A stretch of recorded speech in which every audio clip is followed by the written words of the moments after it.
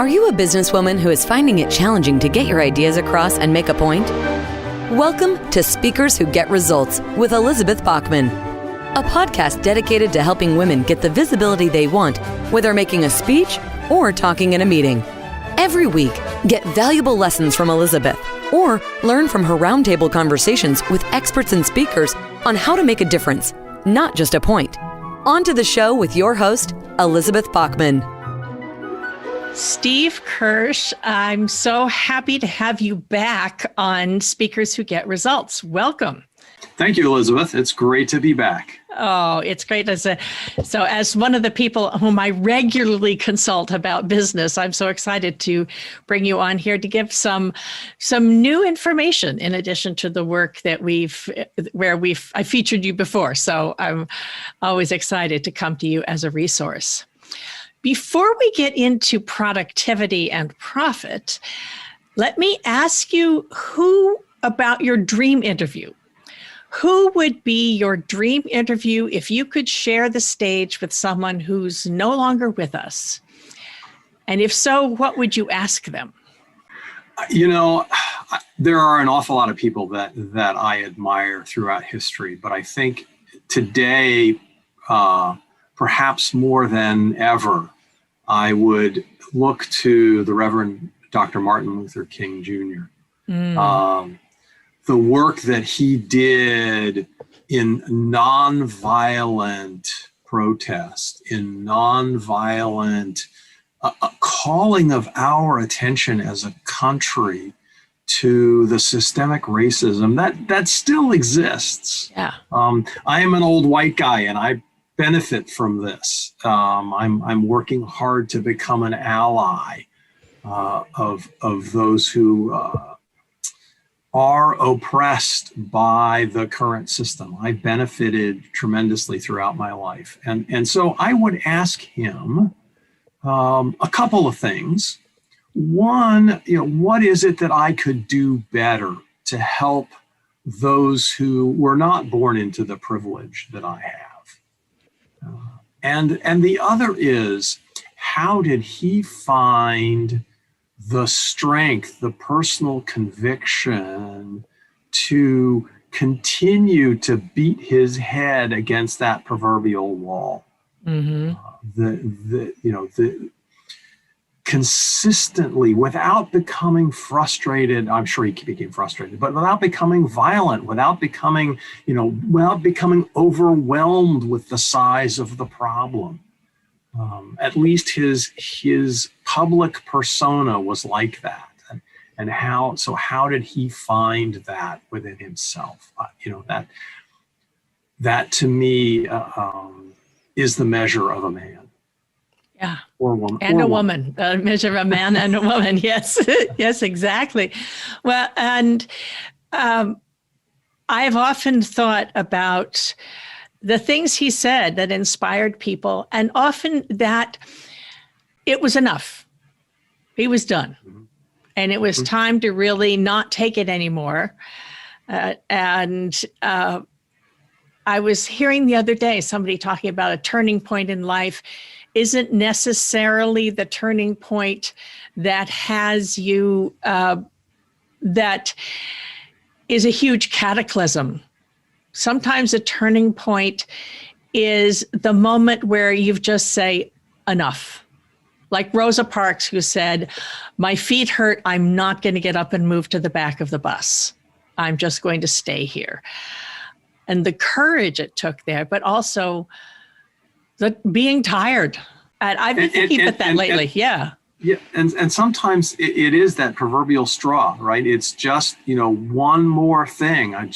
It pushes you over the edge and you say, I just can't do this, or I can't be this, or I can't react this way anymore. I have to do something different.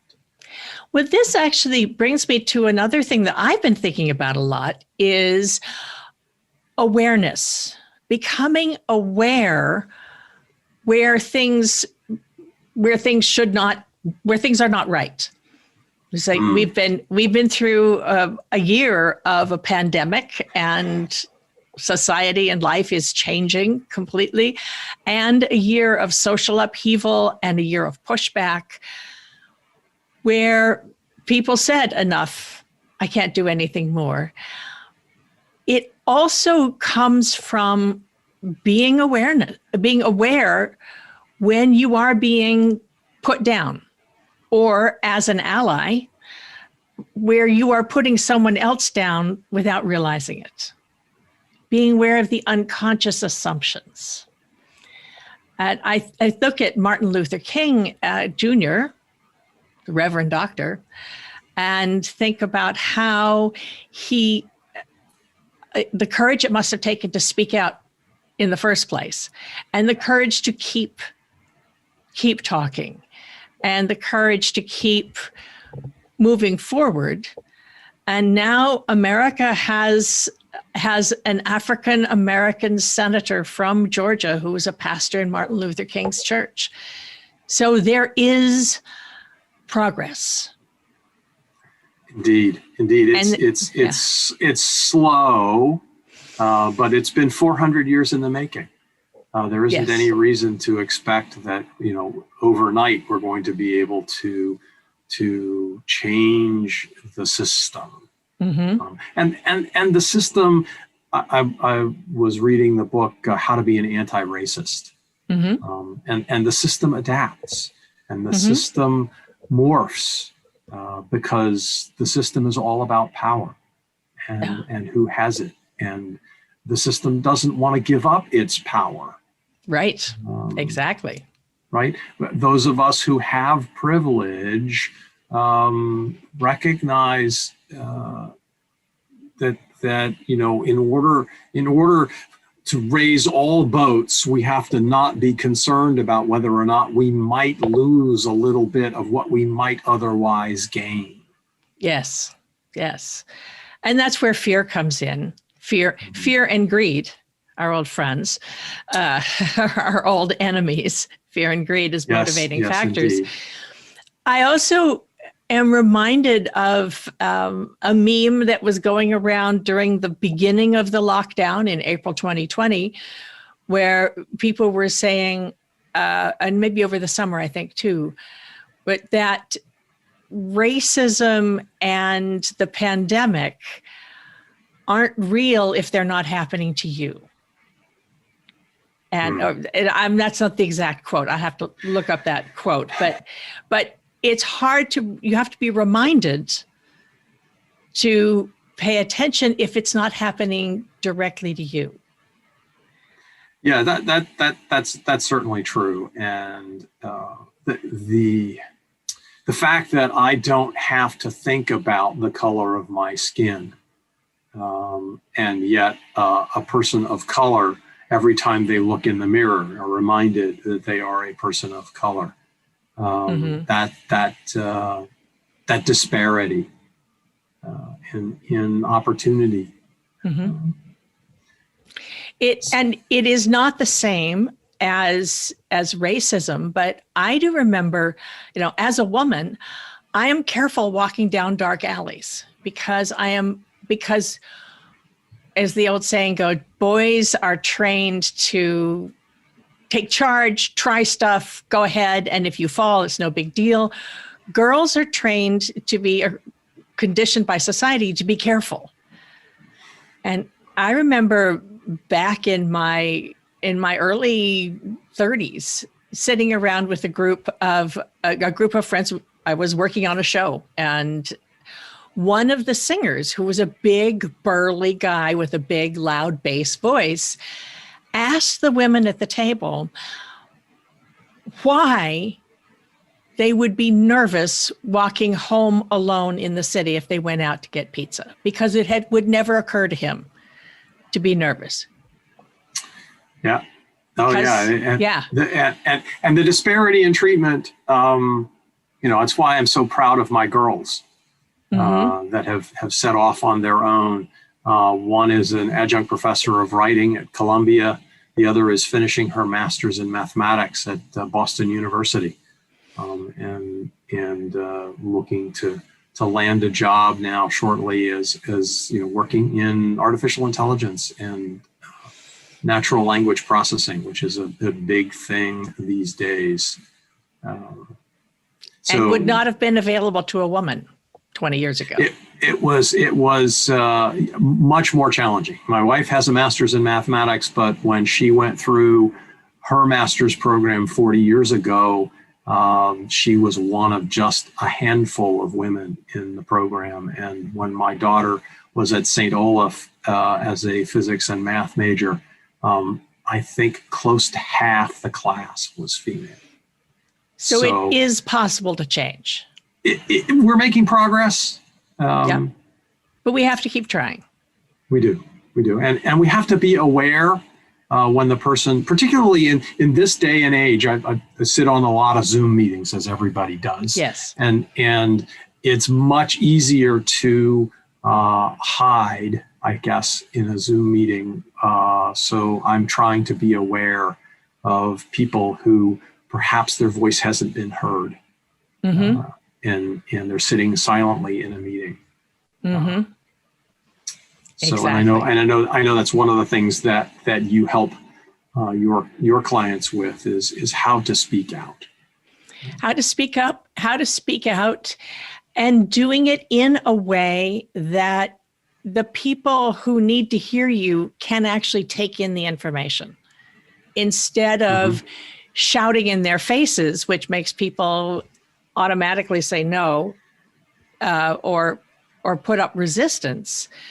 How do you do that? Which actually takes me back to Martin Luther King and how he, the nonviolent protest was a way of making the point without instantly provoking armed resistance. You know, it's funny. It just occurred to me that some of what you do parallels some of what I do in the marketing field, because what we try to do with our marketing programs, with our strategic marketing to help our clients, is to enter into the conversation that's going on in the head of your prospect. Yes. Right. You want to interrupt what they're thinking about. They have a problem that they don't want and a result that they do want. And if you can use your product or service to connect those things and interrupt that conversation that's going on in their head, then you can get their attention. I would guess that there's some similarity between that approach and what you talk to your clients about with respect to how do you approach someone in a way that is constructive, but not antagonistic. Well, that's one of the reasons why I love working with you, Steve. And I have to be transparent. Steve is my business coach, and thanks to Steve, the 6 months I worked with him last year, my revenue doubled. So I have to say, it's the stuff he promises, it can happen because it happened to me. One of the things that you were talking about is in terms of marketing is I come from a presentation and marketing background. So you may think that the performing arts are not marketing, but of course they are. Because what you're doing is you're selling an experience. You're trying to move people to think the way you want to think or to experience something. And of course, in training performers, you're trying to market yourself as the product. And it's just the difference is that you yourself are the product rather than perhaps your widget or your service. Right. But you and I both work a great deal with service-based organizations and people who are their product. So it's the same sort of thing. Absolutely. Yeah. Steve, this is really fun because we've gone I haven't even gotten to all the questions I had for you. I had a lot of questions for you. Although I work a great deal with women in the corporate field, it's still a matter of selling an idea, if you will, or enrolling people into the idea that you are the person to be listened to, the person to be followed, the person to be hired or promoted. And so it's still marketing. It's, sales and marketing. It's the same sort of thing that you do, Steve. I wanted to ask you, though, a couple of specific things. Now, you were a productivity coach for many years, right? That's correct. So what got you to move from productivity to profitability, to focusing on how to make a profit? Well, that's kind of interesting, because in fact, I still work with people on their productivity, but it's with the aim of getting them more profits. The problem that I had was that I would sit down with a small business owner and I would explain to him or her how I would improve their productivity. And they get very excited about it. But the fundamental fact of it is that most small business owners haven't a clue what their time is worth. So if I tell you I'm going to get you an hour of your time every day for the rest of your life in terms of productivity, wow, that's great. Well, what would you do? Well, I could do this and I could do this. And again, the chasing of shiny objects is always a problem for the small business owner. But to sit down and say, well, what is that worth to you? Very often I get a blank stare. I don't know. And so if they couldn't understand what the value that I was bringing them was, what was the value of that hour I was giving them, how would they know whether or not it was worth engaging me as a coach? So when I came across this system, and it's a very systematic approach of improving leads, that your prospects, how many prospects do you have coming into your pipeline, right? How efficient are you at converting those, and what methods do you use to convert those prospects into clients? How do you maximize the value of each client? How do you properly set your pricing so that each line of business is profitable? And then how do you make those revenues, how do you most efficiently drop those revenues into your pocket, into the bottom line? How do you take the top line growth and make that into a bottom line profit, which is, of course, what the small business owner really wants. And so by going through this systematic approach and coming up with a number, right? I say to these small business owners, if you give me 45 minutes, I can find $30,000 to $50,000 or even more in untapped revenue without you having to spend any additional money in marketing. That gets one attention. Yes. Yeah. Exactly. And you do. Now, you really do. Yeah. Thank you. It's been it's fun to do this. But now there's a quantification of the value that I'm bringing. And now, if I'm going to bring you $100,000 or $150,000, to spend a fraction of that on me as a coach to get you there, it's a no-brainer. Yes, exactly. So that was what caused me. This system is so powerful. It was very clear to me that it just fit naturally with what I already do. Now I use that productivity expertise to help implement these strategies. Right. That's actually one of the things that I like about working with you is, implementation has always been a challenge for me. So getting it done and how do you actually use these strategies has helped immensely. On a similar line, I've heard you say a wonderful thing about businesses don't fail because they run out of clients. They fail because they run out of cash. Can you talk a little bit about what do you mean by that? Sure. What's really interesting is when you sit down with a a business owner and you ask them what they're, how do they manage their business? Very often the reality is that they manage their business by looking at their bank account. And if they have money in the bank, then they feel good. And if they don't have money in the bank, they feel bad. Uh-huh. They don't really look at... Very common, yes. They don't really look at what the cash flow is. Mm-hmm. So I like to partner with CPAs or bookkeepers and make sure that there's a strong relationship between the small business owner and either the CPA or the bookkeeper so that they understand their cash flow. Right? If you get to the middle of the month and you've got, thousands of dollars coming in cash, but you can't pay a creditor today because you have nothing in the bank, that's a problem. Mm-hmm. Right?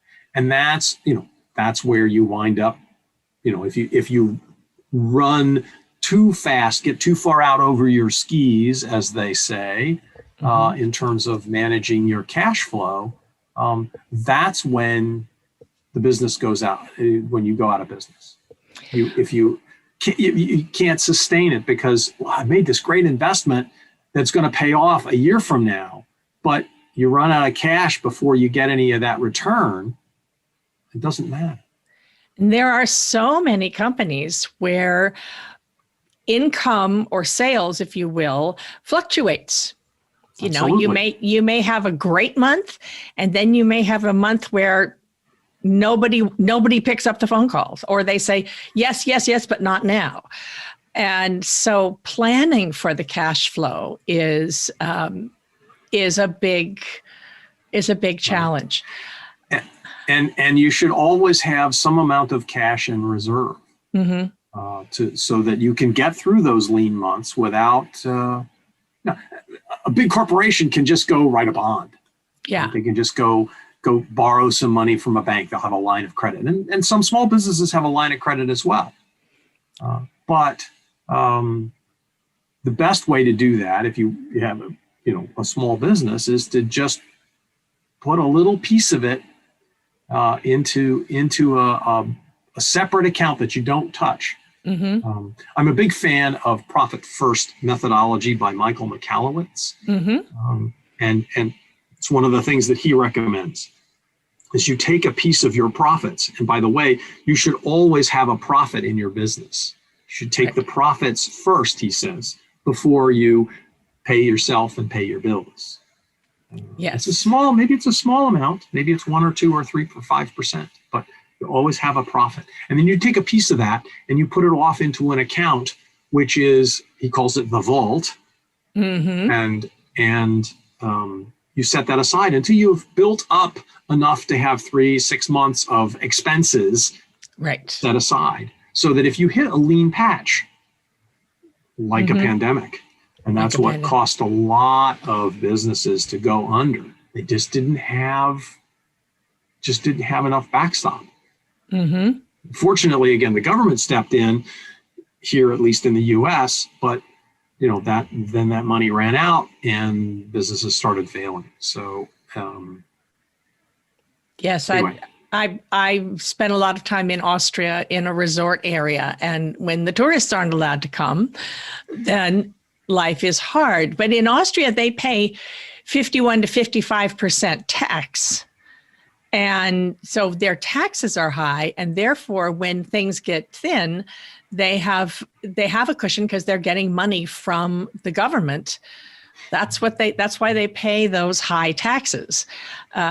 And so they have a safety net, which America is not so great at, has not done that so well.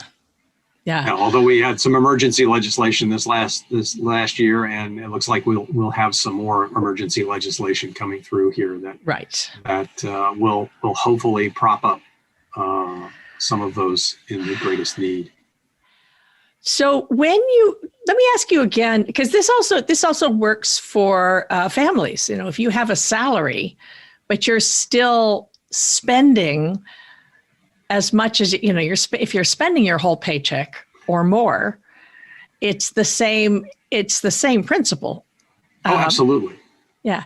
So how do you were talking a little bit about finding more untapped revenue. Some of it is, I keep thinking, okay, I have to get more clients. But it's not just that. It's not that simple. What are other ways we could find untapped revenue? Well, I think there are a number of things. If we start at the back end with the P&L, right, the profit and loss statement, the easiest way to wind up with more money in your pocket is to cut expenses. So I asked the listeners, how long has it been since you've looked at your credit card statement? To look at every line and how many of those line items are absolutely required to generate business. Are there things in there that maybe there's cheaper alternatives? And then finally, what are those things, of course, that are just completely unnecessary? What's that system that you signed up for 6 months ago that you actually haven't touched? But you're still paying, $30 or $50 or $100 a month for. Mm-hmm. Exactly. I worked with one small business owner who was paying $400 a month for a 401k system for her 2 employees. Oh, my goodness. Nobody was using it. Mm-hmm.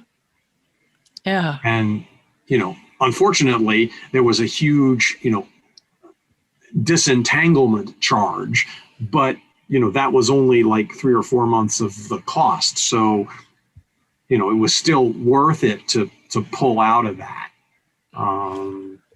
So looking at those kinds of things, and every penny that you save off of your expenses drops straight to the bottom line. Right. It reminds me of a friend of mine who opened up an office, and she was so excited, and she had ordered this big fancy sign for her office, but actually her business was online only. Customers never came to her office. Almost everything she did was online. She didn't need it. She just said, "Oh, this is so cool." And she knew someone else who did have customers walking in the door, and she thought what they had done was cool. And so she invested all this money in an office that she didn't need. This was even pre-COVID. This was pre-pandemic. And then realized, I could have saved that money. Of course, you don't realize it till after you spend it. But is this part of then what you mean by being a business growth strategist? Absolutely. Right. I mean, there's the strategy to grow, and it's growing your pipeline. It is growing your leads, right? And we have a number of methodologies to improve the incoming number of folks into your pipeline. Mm-hmm. But then we look at the conversion rate. Are you attracting the right kinds of prospects? Are they people that you have a chance? I mean, if you get 100 leads and only convert 1 or 2% of them, you'd be much better off with a system that gets you 10 leads, but you convert 5 of them. Yes. Right. Exactly. So are you getting the right kinds of leads? Are you advertising where your clients, the places that your clients are, instead of where you think where they're not, basically? Yeah. Right. And are you attracting the right kind of people with your marketing message? Right. Are you entering into the conversation that's going on in the head of your prospects? Are you really interrupting that conversation? Are you sending them useful materials so when they're actually ready to buy, because statistics show us that like 1% of people that go to a website, that go to a landing page, are actually ready to buy right now. Mm-hmm. The other 99%, you want to capture their information and then provide them with education that as they move from future buyer to now buyer, mm-hmm. that when they're ready to make that vendor selection, when they're saying, okay, I'm ready to buy now, I'm ready to buy this solution, that they just naturally, you're top of mind. Maybe it's a drip campaign, client nurture campaign. it's, you know, there's a variety of ways of making sure that you stay top of mind with your prospects, the people that are along the buyer's journey. So of all the various things that you talk about, that you help people with, where could somebody start? Is there a most important thing? Yes. The most important thing is to make sure that you understand what makes your business unique. And how is it that you service your clients? What makes an ideal client for you? And how do you service them in a way that's different from your competition? Mm-hmm. We're working right now with a carpet cleaner. Mm-hmm. And you know, that's a really difficult business to differentiate. But there's a couple of things that he does that differentiate him from his competition. He likes to stress the fact that he's a second generation carpet cleaner. His dad was in the business, and he knows a lot about how to clean carpets and what's the right way to attack the different kinds of materials. And that's very important. But a lot of people could say that. But what he does is he takes such care of the home that he goes into. He takes care of it as if it was his own. He puts up little corner strips to make sure that his equipment never bangs the corner and chips it, right? He's very careful he has a methodology he uses less water. And so particularly if you have kids, you don't want to have to say, kids, you can't go on the carpet for 24 hours. Mm-hmm. It gets it dry in just a couple hours. Right? So there are things like that are a little bit different. Mm-hmm. and helping. He's got a UV light that he uses to find urine spots from pets. Yes, that's a big problem. And very often he says, I find it in places that the homeowners didn't think that there was any problem. Okay. The pet never goes in. Oh, how did that happen? I live in a house with cats. I understand this. Yes. So anyway, the key thing here is you don't want to just come up with one or two things. I always work with my clients to find three things that make them unique, because you may share one or maybe even two with somebody, but you're never going to share all three. Well, thank you, Steve Kirch. This is really. It's really wonderful. I will say, as someone who works with Steve, that going through the process of finding out where you are, where you're doing okay, and where, oh boy, I haven't even thought of that, is a very interesting and exciting process. This 45-minute phone call that he talks about. With me, he came up with a potential $133,000 in extra revenue. And of course, that means me actually implementing everything, which is where I lean on Steve as my productivity coach. But yeah, it's really a fascinating thing. And as a coach, I now truly think of myself as a small business, which I don't know if I did before. And so that's also very exciting. I can highly recommend, if you are a founder running a small business, or just curious how even your home as a business and your personal expenses could get better, then I highly recommend reaching out to Dr. Stephen Kirch. We'll put the notes, put all the information in the show notes. And Steve, what's the first thing that people should do to find you? I think the easiest thing to do is to go to the website profitminds.net and download the free book.